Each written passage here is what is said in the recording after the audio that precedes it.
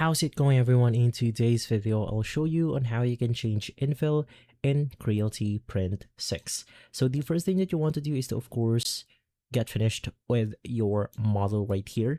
And the way that we can do this is by simply clicking on our model right here.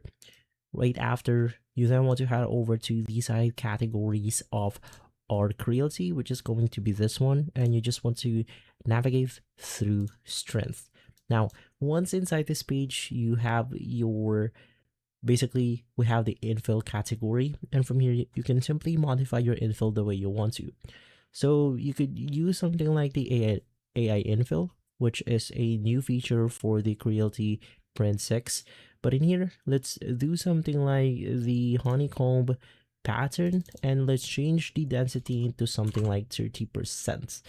Now you can add some adjustments right here the way you want to, but just an example, let's click on the slice plate option, and now you can see the density that we have applied onto our print, and same thing with the pattern.